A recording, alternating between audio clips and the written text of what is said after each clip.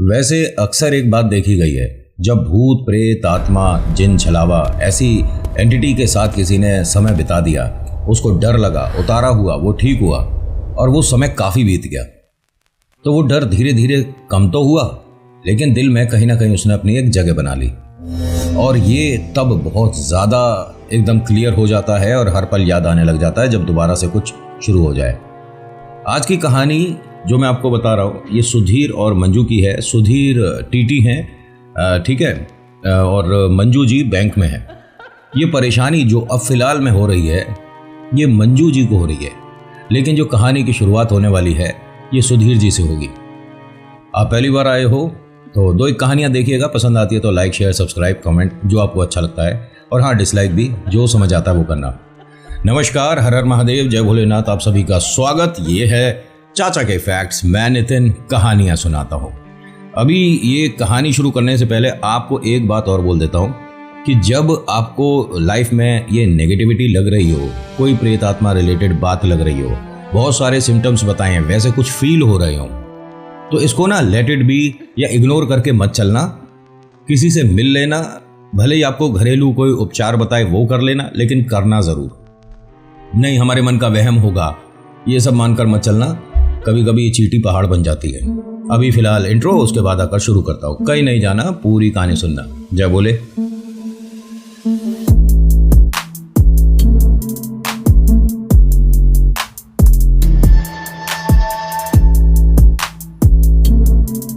कहानी की शुरुआत होती है एक फ़ोन कॉल से।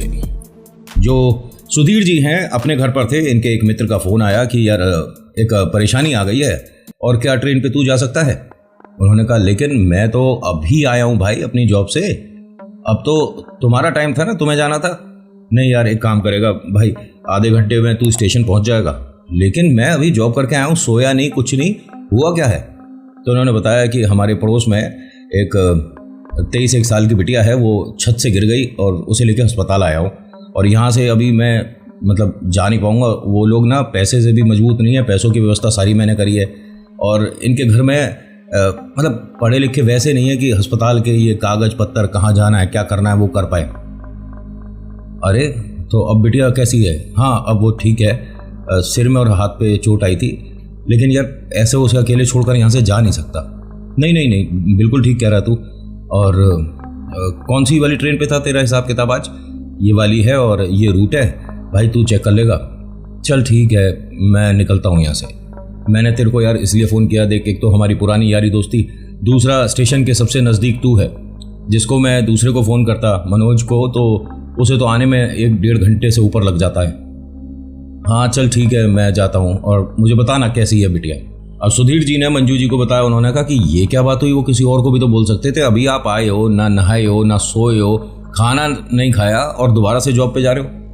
अब क्या करें भाई, समाज में रहना है तो एक दूसरे की हेल्प करते हुए चलना चाहिए। तो हर बार हेल्प करने के लिए आपको ही क्यों आना होता है? बाकी मैंने दुनिया में तो नहीं देखा इतनी कोई हेल्प करता हुआ। और यही वो वक्त है जिस वक्त अगर ये रुक जाते तो ये कहानी यहाँ तक नहीं आती और इनके साथ लाइफ में इतनी भयानक चीज़ें नहीं होती। मंजू जी के लाख मना करने के बाद भी नहीं, उसकी नौकरी चली जाएगी और फिर बहुत बड़ी समस्या हो जाएगी अगर वो टाइम से मतलब कोई भी नहीं पहुँचा। तो वो किसी और को भी तो बोल सकते हैं, ऐसा तो है नहीं गवर्नमेंट में आप ही दोनों हैं, बहुत सारे लोग हैं, उन्हें मैनेज करने दो। नहीं अब ठीक है, इस बात पे मैं जॉब से आकर चर्चा कर लूँगा। तुम एक काम करो, खाना पैक कर दो, मैं स्टेशन पे ही खा लूँगा।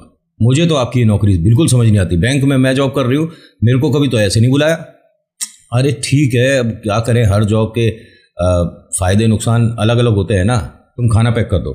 अब मंजू जी ने खाना पैक करा, सुधीर जी तैयार होकर फटाफट से जा ही रहे थे, तभी इनका बेटा आ गया। बेटा और बिटिया दोनों काफ़ी मैच्योर हैं, पढ़े लिखे और बेहतरीन। दिमाग में ये भूत प्रेत वाला तो बात है ही नहीं, लेकिन ऐसा भी नहीं कि ऊट पटांग हरकतें या कुछ गलत आदतें। ठीक ठाक फैमिली है, परेशान किसी को ना करते और ना होते। और उनको फ़ोन आता है जब ये पापा को ड्रॉप करके चल चुका था, रास्ते में ही था, तो पूजा कहती है कि पापा पानी की बोतल तो यहीं छोड़ा है, और ये ख़ास है, ज़रूरी है, क्योंकि ये जो सुधीर जी की आदत है ना, ये बाहर का पानी पीते ही नहीं। अगर कहीं जाते हैं तो अपने साथ अपनी वाटर बॉटल लेके जाते हैं और घर से उबाल के ठंडा करके, जैसे भी, और सही भी है, अपने अगर हेल्थ के बारे में थोड़ा कोई ध्यान देता है तो इसमें कोई परेशानी नहीं। कोई ऐसा नहीं कहना चाहिए कि यार तेरे तो बड़े चोचले नहीं। अपनी सेहत का देखभाल करना हर किसी को ज़रूरी समझना चाहिए। अरे पापा की बोतल घर पर रह गई, मैं 1 मिनट उन्हें फ़ोन करता हूँ। अच्छा तू पापा के साथ नहीं है क्या? नहीं, मैं अभी ड्रॉप करके चला ही हूँ, तू फ़ोन कर। अरुण ने फ़ोन करा पापा को। सुधीर जी ने कहा कि हाँ अरुण, क्या हो गया? पापा पानी की बोतल आपके बैग में है ही नहीं और वो घर रह गई थी, मैं घर से लेकर आता हूँ और आपको देता हूँ। नहीं नहीं, मुझे नहीं चाहिए, जब तक तू आएगा स्टेशन पे ट्रेन नहीं मिलेगी, तू जा घर जा, कोई नहीं। लेकिन आप इतने लंबे सफ़र में और आपको आदत है बाहर का, आप पानी पीते नहीं। मैं कर लूँगा मैनेज, जा बेटा जा। बड़ा अजीब लगा। मंजू जी ने भी कहा कि मैंने खाना पैक करा था, पानी की बोतल भी यहीं रखी थी, ध्यान नहीं रहा और गड़बड़ हो गया। घर वाले एक दूसरे को ब्लेम करने लग गए, मम्मी बच्चे, तूने नहीं सोचा, तूने नहीं देखा। खैर कोई बात नहीं। अब सुधीर जी का ये जो डरावना सफ़र है जिसके इन्हें बिल्कुल भी कल्पना नहीं थी, ये शुरू हो चुका था। ट्रेन में कुछ देर बाद जैसे इनका रोज़ का था, हर किसी के पास जाते थे, उसमें नाम चेक करते थे, टिकट चेक करते थे, बाई चांस कोई गड़बड़ निकला तो फिर उसे फ़ाइन देते थे। ऐसे करते हुए धीरे धीरे चलते जा रहे थे। तो अब ये जिस डिब्बे में आए, मतलब आपने ट्रेन में सफ़र किया होगा, अधिकतर सभी लोग कर लेते हैं, चाहे छोटी दूरी के लिए चाहे बड़ी दूरी के लिए।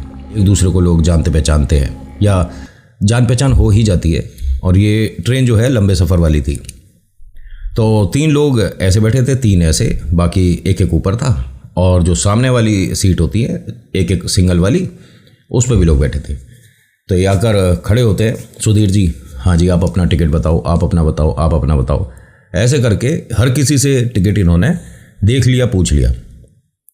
एक भाई साहब हैं जिन्होंने सिर पे गमछा डाल रखा था, गमछा कहो, पुराना सा सफ़ेद कपड़ा कहो, बहुत पुराने से कुर्ते पजामे पहन रखे, ना जाने कब से धुले नहीं, बड़े अजीब से उसकी पोशाक थी।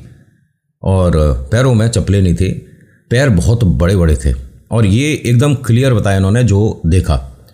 सुधीर जी ने उनकी तरफ देखा, भाई साहब टिकट पूछ रहा हूँ आपसे, आप कुछ जवाब देंगे? टिकट बोलिए ना भाई साहब, आप सो रहे हो क्या? 1 मिनट रुक जाइए भाई साहब, हेलो, आपको सुनाई नहीं दे रहा क्या? आप लोगों के साथ हैं ये? अब किसी ने कोई जवाब नहीं दिया। सुधीर जी ने फिर जो 2 उस तरफ बैठे थे उनसे पूछा, 1 मिनट भाई साहब आपके साथ है ये? अब वो भी इधर उधर देखें और पूछें, हैं जी? अरे किसी को मेरी बात समझ नहीं आ रही है क्या? 1 मिनट, भाई साहब खड़े हो जाओ। अब वो आदमी खड़ा हो गया, चलो मेरे साथ इधर चलो। थोड़ा सा उन्हें आगे को लेकर आए। तो ये जो भी आदमी था, इसके ना पैर रियलिटी में बहुत ज़्यादा अजीब थे, इंसानों जैसे नहीं लग रहे थे। और उस पर नज़र मतलब क्यों गई, और उसका एक बड़ा कारण, एक पैर में तो अंगूठा नहीं था और एक पैर में 2 लास्ट वाली उंगली नहीं थी, बस मांस था वहाँ पर, कुछ अजीब सा था। अब भाई किसी के साथ कोई फिजिकल इशू होगा, उसमें क्या ही बोल सकते हैं। और ये एक पैर पे चले और दूसरे पैर को खींचे। लंबी सी हाइट है और इसके दोनों हाथों में भी कुछ फर्क है। जब उसने हाथ सीधे कर रखे थे, उनके सामने खड़ा था, तो एक हाथ छोटा और एक हाथ थोड़ा सा ज़्यादा लंबा था। सिर पे गमछा डाल रखा है। सुधीर जी ने कहा कि पहले ये गमछा ऊपर करिए, मैं आपसे बात कर रहा हूँ। तो ये ना दीवार से ऐसे लगकर खड़ा हो गया। तो सुधीर जी को लगा कि यार ये फिजिकली कोई परेशान है आदमी, मैं इनसे क्या ही बोलूँ। भाई साहब आपके पास टिकट नहीं है, कोई बात नहीं कर रहे, कुछ जवाब नहीं दे रहे, आपके साथ कोई है नहीं है ये नहीं पता चल रहा मुझे। एक काम करिए, आप यहाँ दरवाजे के पास ही बैठ जाइए, ठीक है, और जो नेक्स्ट स्टेशन आएगा ना उस पर उतर जाना। अब कुछ बोलोगे? फाइन नहीं कर रहा हूँ, बहुत समझो, चलो ध्यान रखो आप। ये यहाँ से 2 कदम आगे गए तो यहाँ पानी की बोतल वाले भाई साहब आए थे जो ट्रेन में देते हैं ना। सुधीर जी ने देखा, सर नमस्कार। नमस्कार, यार पानी की बोतल मिल जाएगी? हाँ सर अभी ला कर देता हूँ, ये वाली ठंडी नहीं है। अरे जैसी भी है, नॉर्मल है, कैसी है? हाँ नॉर्मल ही है, लेकिन आप तो शायद पानी पीते ही नहीं है यहाँ का। यहाँ का नहीं, मैं कहीं का भी नहीं पीता, घर से ही लाता हूँ। सही समझ रहा है। अच्छा मुझे पहचान गया तू? हाँ हाँ सुधीर भाई साहब हो आप, मैं बिल्कुल जानता हूँ आपको। चाय ला दूँ, एक स्पेशल चाय आपके लिए? नहीं, कोई स्पेशल नहीं। जब पानी की बोतल दे दे। पैसे दिए उसे। वो भाई साहब पानी वगैरह देते हुए आगे चले गए। सुधीर भाई साहब ने ऐसे ढक्कन खोला कि भाई गर्मी का समय है, ये आदमी भी फिजिकली फिट नहीं है, इसे दे देता हूँ पानी की बोतल। इन्होंने पलट कर देखा तो यहाँ कोई आदमी नहीं बैठा। ये उठकर कब चला गया नहीं पता चला। दरवाज़ा खुला हुआ था थोड़ा सा। इनके दिमाग में ये बात आई कि मतलब क्या उसने पूरा दरवाज़ा खोला और बाहर जंप लगा दिया डर की वजह से? अगर ऐसा किया है तो मूर्खता है। मैंने तो कोई फ़ाइन नहीं करा, मैंने कहा स्टेशन आएगा उतर जाइए। कोई बात नहीं भैया, अब क्या कर सकते हैं। 2 कदम आगे चलते हैं, बाकी सबसे टिकट वगैरह चेक करना शुरू करते हैं। जैसे ही अगले जगह पर आते हैं, अगले डिब्बे में आते हैं, तो यहाँ कॉर्नर में वही आदमी बैठा है जिसको अभी दरवाजे के पास बिठा कर आए थे। ये अब इनको फॉलो कर रहा है। सुधीर जी ने जैसे उसे देखा, अरे भाई साहब आपको कहा है ना ऐसे किसी की सीट पर मत बैठिए, और मैं आपका फ़ाइन नहीं लगा रहा हूँ, बहुत बड़ी बात है, समझ रहे हो? 1 मिनट आप सब टिकट चेक कराइए। सबकी टिकट चेक करने के बाद उन्होंने कहा कि आप खड़े होइए और मेरे पीछे पीछे आइए। वो आदमी उनके ठीक पीछे पीछे चल रहा था और सुधीर जी बार बार उसे पलट कर देख रहे थे। इनके हाथ में पानी की बोतल थी। सुधीर जी ने उसे बिठाया कि यहीं दरवाजे के पास बैठना है, दरवाजे को हाथ नहीं लगाना, खोलना वगैरह नहीं। अभी स्टेशन आएगा आधे घंटे में, वहाँ उतर जाना और आपको खुद पर्सनली मैं उतारूंगा। फ़ाइन नहीं कर रहा हूँ, बहुत समझो। और ये बार बार उठकर इधर उधर जाकर मत बैठो किसी की सीट पर, समझ आ रही है आपके? और एक काम करिए, पानी की बोतल इनके हाथ में थी, ये पानी की बोतल लीजिए। अब उसने ऐसे करके पानी पकड़ा ही नहीं, तो सुधीर जी ने उसके पास ही रख दिया। जैसे ही पानी की बोतल रखी और ये चलने लगे तो थोड़ा सा डिसबैलेंस सा हुआ, तो पानी की बोतल गिरने की आवाज़ आई। इन्होंने पलट कर देखा तो बोतल तो है, ये आदमी नहीं है। अब यहां सुधीर जी को लग रहा है डर। इतनी जल्दी दरवाज़ा भी बंद है, उठकर भी नहीं गया, ये गायब हुआ है इंसान। मतलब इंसान नहीं, ये क्या है नहीं पता। तो अपने इस डर को कंफर्म करने के लिए कि ऐसा मैं जो देख रहा हूं होता है नहीं होता, क्या सच में ऐसा हो रहा था, पहले गए उस डिब्बे पे जहां ये आदमी सबसे पहले ने दिखा था। वहां जाकर ये जो 8 लोग बैठे हैं, 3 इधर 2 पीछे, उन सबसे कहते हैं कि ये जो आदमी यहाँ साइड में बैठा था आप में से किसके साथ था। अब सबने पता है क्या बड़ी कमाल की बात बोली जो इन्हें डरा गई कि भाई साहब आप ना, मतलब जो ट्रेन की दीवार थी उस तरफ देखकर बात कर रहे थे। आपके जाने के बाद हम सब तो आपस में ये बात कर रहे थे कि कभी कभी वर्कलोड बहुत होता है तो इंसान क्या पता ऐसी हरकत करता हो। एक मिनट, क्या बोल रहे हो आप? मतलब यहाँ कोई बैठा नहीं था और मैं हवा में बात कर रहा था। जी सर। क्या मैं पागल हूँ?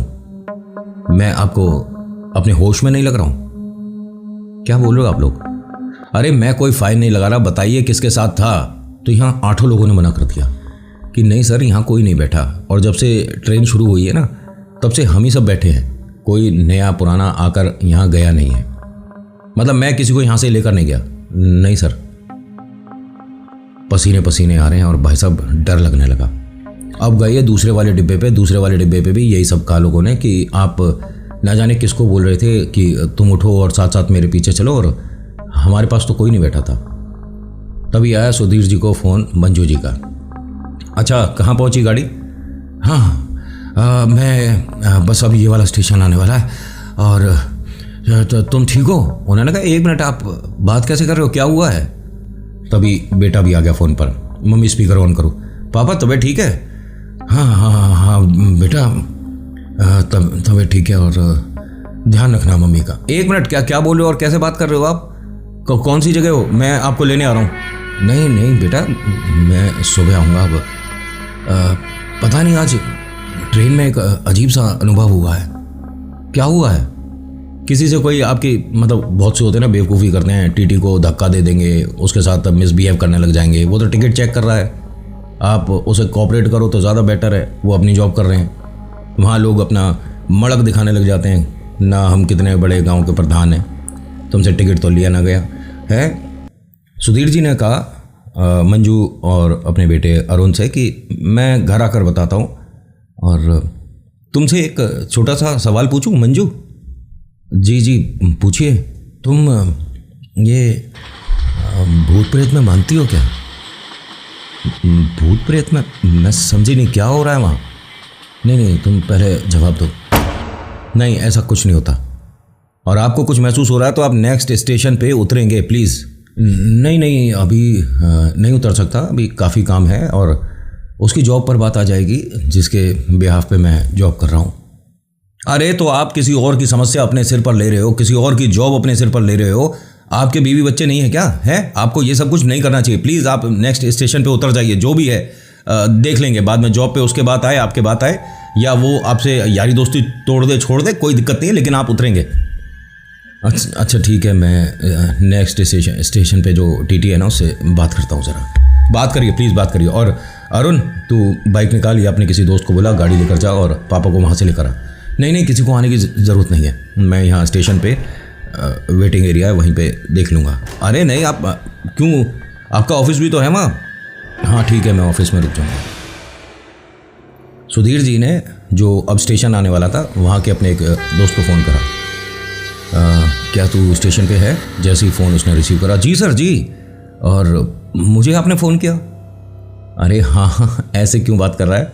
अरे सर आप इतने सीनियर हैं, वो तो अलग बात है कि आप हमें ऐसे ट्रीट करते हो जैसे हम आपके बिल्कुल कॉलेज के यार दोस्त हैं। बताइए सर क्या सेवा कर सकता हूँ? अभी गाड़ी आने वाली होगी। हाँ जी, तो मेरी ना तबीयत थोड़ी सी ख़राब हो रही है, क्या आप आगे का सफ़र कंटिन्यू कर सकते हो? जी सर बिल्कुल, क्यों नहीं, मतलब आपने कहा और मुझे तो बहुत अच्छा लगेगा कि मैंने आपके बिहाफ पे जॉब किया। नहीं मैं किसी और के बिहाफ पे हूँ, यहाँ किसी और को कहीं जाना पड़ गया अस्पताल तो। अच्छा नहीं कोई बात नहीं सुधीर जी, जैसा आप कहो। तो कुछ देर बाद स्टेशन पे एक गाड़ी आई। सुधीर जी का चेहरा रियलिटी में ऐसा हो रहा था कि भाई पहले किसी डॉक्टर को दिखा लो। इन्हें आज तक ऐसा महसूस नहीं हुआ, पसीने आ रहे हैं, डर लग रहा है बहुत ज़्यादा। लेकिन एक और बड़ी अजीब बात हुई, इस स्टेशन पे गिन चुनकर 5-6 लोग उतरे थे, पूरा स्टेशन खाली, वो लोग चले गए। और जो सुधीर जी के दोस्त हैं वो अपना इसमें बैठे और चले गए। इत्तेफाक रहा, वरना इनका जॉब आज का था नहीं, ये यहाँ पर आए हुए थे किसी दोस्त से मिलने या क्या है पता नहीं। सुधीर जी स्टेशन पे अपने ऑफिस में आए, एसी वगैरह ऑन करा, पहले अपने आप को नॉर्मल करा, यहाँ रखा घड़े में पानी था उसे पिया। समझ नहीं आ रहा, चीज़ें कनेक्ट नहीं कर पा रहे कि वो चीज़ क्या थी, कौन था वो। कुछ देर यहीं लेट जाता हूँ। कमरे को थोड़ा सा जब ठंडा कर लिया तो वहाँ पे जो भैया है जो हेल्प करता है वो आता है, सुधीर जी को नमस्कार प्रणाम करता है, गुड इवनिंग कह के, सर चाय ले आऊँ? हाँ यार एक चाय पिला दे, सिर में बहुत दर्द सा हो रहा है। वो चाय लाया, टेबल पे रखा। इन्होंने बस चाय पी है और नींद आने लगी बहुत ज़्यादा तेज़। थकान हो रही थी भाई, अपनी जॉब करने के बाद ये वाली शुरू कर दी थी, सोए नहीं है तो नेचुरल सी बात है। कुर्सी पर ही थोड़ा सा स्ट्रेच करके अपने आप को, और एसी वेसी बंद किया, पंखा चलाया, आंख बंद कर ली। आंख बंद करी तो इन्हें दिख रहा है ये ट्रेन में ही है और वो आदमी इनके सामने ही खड़ा है, और वो अपना जो भी उसका गमछा है, कपड़ा है, धीरे करके ऐसे हाथ से हटा रहा है। उसका फेस बहुत ही अजीब है, आंखों की जगह सिर्फ एक काले गहरे गड्ढे हैं, भयानक सा उसकी चेहरे की आकृति है। फीचर्स ऐसे मतलब कि इंसान देख ले तो कई रातों सो ना पाए, ये कपकपाने लगता है। वो जो भी चीज़ थी, जो भी अजीब सा, उसने एक हाथ से इनके गले को, जैसे आपने वो देखा होगा अजगर जैसे वो लपेटा करता है ना, ऐसे उसने अपने एक हाथ से इनके गले पर लपेटा मार लिया। अब उसने अपने हाथ को टाइट करना शुरू करा है। सुधीर जी उसे ऐसे लगातार देख रहे हैं और वो सुधीर जी की तरफ ऐसे चेहरा करा हुआ है और खींचता जा रहा है, वो टाइट होता जा रहा है। सुधीर जी सपने में अपनी नसें जो गले की हैं वो उखड़ती देख रहे हैं, उनकी आंखें भारी होती जा रही हैं, सांस लेने की कोशिश कर रहे हैं, सांस नहीं आ रही है। इनका बस दम निकलने ही वाला था, तभी वो जो चाय रख कर गया था उसने जगा दिया। सुधीर जी, सर क्या हो रहा है सर? अब यहाँ 4-5 लोग और खड़े थे। सुधीर जी एकदम होश में आए, सांस लेते हैं पहले तो बहुत तेज। हाँ क्या हुआ? सर आप ठीक हो? मतलब टेबल पे इनके हाथ ऐसे गिरे थे, इन्हें नहीं पता जब ये सपना देख रहे थे, और ये बहुत तेज तेज ना ऐसे ऐसे कांप रहे थे।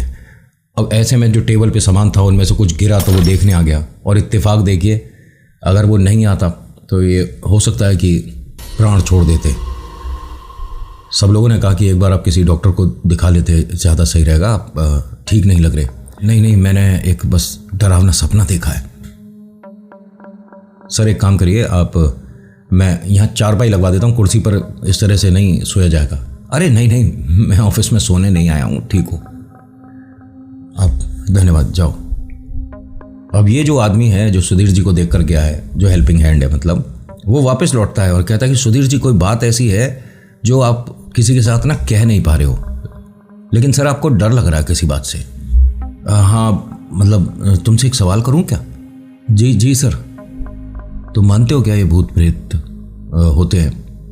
हाँ सर मानता हूँ। एक मिनट, इतने यकीन से एकदम से कैसे जवाब दिया तूने? सब ऐसा है कि ये स्टेशन आपको भी पता है, यहाँ ज़्यादा लोग आते जाते नहीं है, वो तो स्टेशन बना हुआ है पता नहीं क्यों। इसी लाइन पे कम से कम 20 या 25 लोग कट चुके हैं। वो कहाँ गए, मतलब कैसे? उनकी जो अभी अकाल मृत्यु होती है ना, उसमें वो भटकते हैं। और स्टेशन ट्रेन के आसपास मैं आपको हज़ारों लोग बता दूंगा जिन्हें ऐसे अनुभव हुए हैं। सर याद है बेगुन कुडोर? हाँ हाँ, लेकिन वो कहाँ ये कहाँ, वो बिल्कुल अलग ही बात हो जाएगी। तुझे यहाँ स्टेशन पे कुछ महसूस हुआ है कभी? सर आप मेरी बात पे यकीन करो तो मैं बताऊं। हाँ हाँ, अभी आधे घंटे बाद ही आपको दूर एक औरत खड़ी दिखा दूंगा, यहाँ इस स्टेशन पे।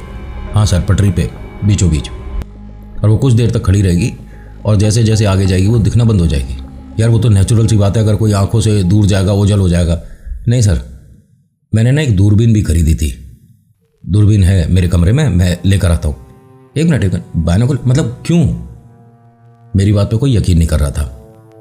वो जो औरत है उसका सिर धड़ से इतना ऊपर है, मतलब बीच में जो पीछे का एरिया होता है ना वो दिखता है, यानी उसकी गर्दन कटी हुई है और हवा में है।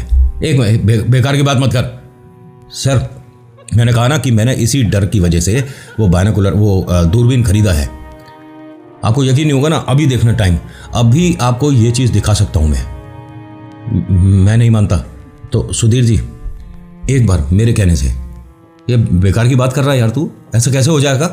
और अगर ऐसा हो रहा था तो किसी ने उसके लिए कोई उपचार नहीं करा? नहीं सर, कुछ नहीं हो सकता। यहाँ पंडित भगत मौलवी पता नहीं कितनों को मैं ला चुका हूँ, किसी पे कुछ नहीं होता। अभी 3 दिन पहले वो जो यहाँ चर्च है ना सामने, वहाँ के फादर भी आए थे, उनका यहाँ से कोई गेस्ट था, वो जा रहा था, मैंने उनसे रिक्वेस्ट करी, वो रुके, उसे देखते के साथ ही वो तो ऐसे निकल गए कि कुछ नहीं हेल्प करता कोई। बस ये है कि मैं उस तक जा नहीं सकता, मेरी हिम्मत नहीं होती, पैर जाम हो जाते हैं सर, ऐसा लगता है पैरों में बेड़ियां पड़ गई हों। कितने बजे होता है ये सब? सर अभी थोड़ी देर बाद ही। धड़कनें और तेज हो रही थी। सुधीर जी परेशान दिख रहे थे। उसने कहा कि आप परेशान होते, मैं आपको नींबू पानी ला कर देता हूँ थोड़ा। उसने नींबू पानी बनाया, सुधीर जी को दिया। उनके पास ही बैठा हुआ था ये। सर आप ठीक हो ना? मैं अब आपके पास ही बैठा हूँ सुबह तक, अगर कोई परेशानी होती है बताइए। आप सो जाइए। नहीं नहीं, मैं सोऊंगा नहीं, तू अपने कमरे से दूरबीन लेकर आ। सर तूने बताया ना तूने देखा है दूरबीन से? हाँ सर, दूरबीन लेकर आ। आप सच में देखोगे उसे? हाँ हाँ लेकर आ। अब ये गया, जब दूरबीन लाया तो सुधीर जी को यकीन सा हो गया कि यार ये आदमी मतलब झूठ नहीं बोल रहा है, सच में कुछ ना कुछ तो है। जैसे ही वो टाइम हुआ जिस टाइम उस हेल्पिंग हैंड को वो एंटिटी दिखती थी, इसने बाहर जाकर देखा और वापस आकर सुधीर जी को कहता है, सर आइए, लेकिन कुछ बोलना नहीं, फ़ोन को आप यहीं पे रख देना, क्योंकि फ़ोन में वाइब्रेशन होती है, रिंग बजती है तो वो दिखनी बंद हो जाती है। ना जाने कैसे मेरे साथ 2 बार हुआ ऐसा। ये तेरे को रोज़ दिखती है क्या? नहीं नहीं सर, रोज़ तो नहीं, लेकिन कभी भी दिख जाती है और अक्सर दिखती है। ये बाहर आए। सर देखो, आपको दूर दिख रही है? हाँ औरत खड़ी है, लेकिन इसे हटाना, कोई गाड़ी वगैरह आएगी तो। नहीं सर, कोई गाड़ी से छू भी नहीं पाती है। ये आत्मा है। और अभी देखो जैसे जैसे ये दूर जाएगी ऐसे इसका गर्दन यहाँ से हट जाएगा। क्या बेकार की बात कर रहा तू? सर दूरबीन से देखना। अब वो जैसे जैसे दूर जा रही है, इन्होंने कांपते से हाथों से दूरबीन ऐसे जब पकड़ी, भाई साहब इनके हाथ से दूरबीन छूट गई। जैसे ये दूरबीन छूटी है, ये जो हेल्पिंग हैंड था भैया जो था, सुधीर जी का हाथ पकड़ता है, दूरबीन उठाता है, फटाक से एक कमरे में लेकर आता है। सुधीर जी बैठते हैं, कांप रहे थे, पानी दिया। आप ठीक हो? हाँ, लेकिन तू जो बता रहा था ठीक वैसा ही हुआ है। मतलब उसकी गर्दन शरीर से कैसे हट रही थी, और ये सब कुछ होने के बाद तू यहाँ नौकरी कैसे कर पा रहा है? इतनी हिम्मत तेरे में कहाँ से आ गई? उसने कहा वो हमें कोई नुकसान नहीं पहुँचाएगी। और इस बात की तेरे को कैसे श्योरिटी है कि किसने गारंटी दे दी तेरे को? मैं मानता हूँ, देखिए आप ना परेशान मत होइए। ये जो भी आपके मन का डर है ना, ये सिर्फ आज रात तक के लिए छोड़िए। सुबह आपको सब कुछ एकदम ठीक महसूस होगा। अरे लेकिन सुबह ऐसा क्या चमत्कार हो जाएगा? बाबा का मंदिर है ना यहाँ स्टेशन से 15-20 कदम की दूरी पर, मैं आपको वहाँ लेकर चलूँगा। भैरव बाबा का मंदिर है, और किसी भी तरह की कैसी भी परेशानी हो, कोई भी एंटिटी हो, आपने वहाँ दर्शन किए नहीं और आपके सिर से वो हटी नहीं, ये मेरा कुछ नहीं बिगाड़ पाएगी। लेकिन शर्त यह है कि मैं भी इसे परेशान ना करूँ। मैं इसके लिए कोई भोग नहीं लगाता, इसके लिए कोई चीज़ लाकर नहीं रखता, लेकिन ये मेरी तरफ वो बुरा नहीं कर पाएगी जो अक्सर होता है। सुधीर जी ने कहा कि यहाँ मतलब भैरव बाबा का मंदिर जो है वहाँ उतारा होता है? उतारा तो तब होगा जब कोई प्रेत आपके साथ लगा हो, ये डर है। लेकिन मैं आपके लिए, आप फैमिली में अपनी वाइफ और बच्चों के लिए भी धागा बनवा सकते हो। ये सुबह होने का इंतज़ार कर रहे थे, लेकिन उसको कहीं जाने नहीं दे रहे थे। वो जैसे ही कहता ना कि सर मैं आपके लिए चाय बना रहा था, नहीं नहीं भाई यहीं बैठा रहे, कहीं मत जा, मुझे कम से कम कोई दिख रहा है तो मैं बात कर पा रहा हूँ। 5-6 बजे यहाँ पर इनके कोई मित्र और जो कलीग थे वो आए सुधीर जी के। सुधीर जी ने कहा कि आप लोग यहाँ पर रुकिए, मुझे इसके साथ ज़रूर काम है, ज़रा जाना है। अरे सुधीर सर आप, और वो भी हमारे स्टेशन पे, सब कुछ ठीक तो? हाँ सब ठीक है। बेटा चल, क्या नाम है तेरा? गौतम था ना? गौतम चल बेटा। गौतम सुधीर सर को लेकर कहाँ जा रहा है? अरे यहाँ भैरव बाबा के मंदिर दर्शन कराने थे। एकदम उसने कहा कि सुधीर सर कोई प्रेत बाधा है क्या? नहीं नहीं, अरे ये क्यों पूछ रहे हो आप? बहुत समय हो गया दर्शन नहीं करते। इन्होंने बताया कि यहाँ भैरव बाबा का बहुत प्राचीन और बढ़िया मंदिर है, मैं एक बार दर्शन तो कर ही लूँ। नहीं नहीं, वो तो बहुत अच्छी बात है, लेकिन वहाँ तो उतारा होता है, सुबह 4 बजे से लोग आना शुरू हो जाते हैं, अब तो आपको बहुत टाइम लगेगा। गौतम नहीं सर, ये ठीक कह रहे हैं, लेकिन वो अलग है लाइन और हमें दर्शन अलग करने हैं, आप चलिए। ये आदमी गौतम जो है सुधीर जी को लेकर मंदिर आया।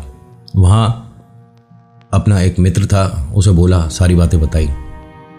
जो पंडित जी थे वो बाहर आते हैं और वो कहते हैं कि बेटा कब से हो रहा है ये? उन्होंने कहा ज़िंदगी में कभी नहीं हुआ, और सिर्फ कल रात ऐसी भयानक गई थी, दिमाग से ये सारी चीज़ें जा नहीं रही हैं। पंडित जी ने सुधीर जी से बोला कि हाँ सब लोग किसी न किसी समस्या से आए हुए हैं, आप एक काम करिए, मैं आपका धागा बनाकर रखूँगा, ये आप लाइन में लग जाइए। अब लाइन में 50-60 लोग खड़े थे। सुधीर जी ने कहा नहीं नहीं, मैं लाइन में खड़ा हो जाऊँगा। गौतम ने कहा सुधीर सर आप लाइन में क्यों खड़े होंगे, मैं करता हूँ मैनेज। उसने कहा नहीं नहीं नहीं, ऐसी कोई ज़ोर ज़बरदस्ती नहीं, जो आए हुए हैं मंदिर में मुझसे पहले, कोई किसी न किसी उम्मीद से आए हुए ना, वो ठीक होंगे। और ऐसा मैं कोई स्पेशल भी नहीं है और ना मुझे वीआईपी ट्रीटमेंट चाहिए, ठीक है, आप लोग मैनेज करिए। सुधीर जी लाइन में जाकर खड़े हो गए। इनका नंबर आया, उससे पहले कम से कम 50 बार इनकी वाइफ का फ़ोन आ गया था, उठा नहीं रहे थे।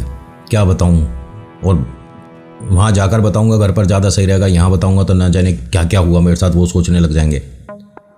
इनको धागा बना कर दिया, इनके माथे पे टीका किया गया और बताया गया कि भाई साहब ऐसा नहीं है कि आपने सिर्फ किसी चीज़ को देखा है, वो चीज़ आपके साथ भी है, और ये अभी प्रूफ करके दिखा दूंगा।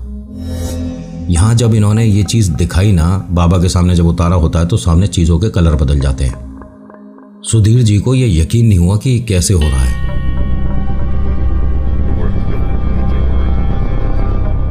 यहाँ इनके लिए धागा बनाया गया और बता दिया गया कि ये धागा आप अगर किसी के बर्थ पे जाते हो, कोई न्यूबॉर्न बेबी है उसके घर जाते हो, या कोई गुजर गया उसके घर जाते हो, तो धागे को आपको उतारना पड़ेगा। ऐसी जगह गलती से अगर पहनकर चले गए तो ठीक है, और जब जाना है तो इसको धागे को उतार कर जाइए और गंगा जल में रख कर जाइएगा।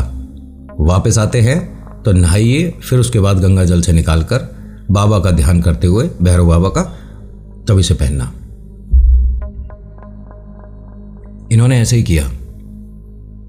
यहां से इन्होंने एक टैक्सी करी अपने घर के लिए। घर पहुंचे, घर जाकर सारी बातें बताई गई। घर में एक अजीब सा डर लोगों को लगने लग गया। लेकिन सुधीर जी ने कहा कि मुझे, पंडित जी ने कहा कि अब कोई समस्या नहीं है, और तुम यकीन करोगे मैंने जो देखा बहुत क्लियर था। सच में उस औरत का सिर गर्दन से कैसे हट गया नहीं समझ आया। घर में ना मैं ये कह सकता हूँ मंजू जी और इनका बेटा अरुण और पूजा, इनको ना उतना पूरा यकीन नहीं हो रहा था। उन्हें पता क्या लग रहा था, शायद पापा 2 दिन से सोए नहीं है ना, नींद की वजह से डरावना सपना देख लिया, भैरव बाबा के मंदिर गए, कोई बड़ी बात नहीं, कोई दिक्कत नहीं, और अच्छी बात है, दर्शन किए, धागा बनाकर लाए, लेकिन ये डर है, और वो भी सपने का, रियल में नहीं है। सुधीर जी यहाँ खाना वगैरह खाकर नहाकर सो गए। काफी देर बाद उठते हैं, एकदम रिलैक्स हैं। किसी ने इस बात का जिक्र दोबारा किया नहीं, लेकिन जिंदगी ने कर दिया। लाइफ में एक बार फिर से ये पैरानॉर्मल एंटिटी, भूत प्रेत आत्मा, जिन छलावा, कर्ण पिशाचनी, इनकी तरफ अपना रुख कर चुकी थी। लेकिन इस बार सुधीर जी नहीं, मंजू है नजरों में। आज की कहानी में इतना ही। कैसी लगी बताना जरूर। So thank you so much for watching. मेरा नाम नितिन। मुलाकात करूंगा एक नेक्स्ट वीडियो में। हर हर महादेव, जय भोलेनाथ, धन्यवाद।